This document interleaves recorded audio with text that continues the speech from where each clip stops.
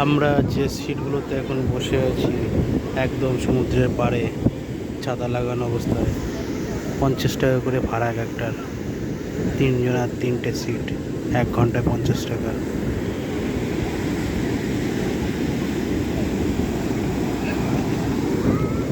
Sorry, Digha না, পুরী বলছি, পুরী।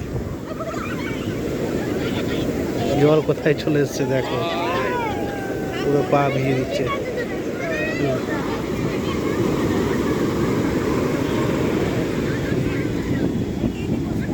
যা সামনে যা বাবা।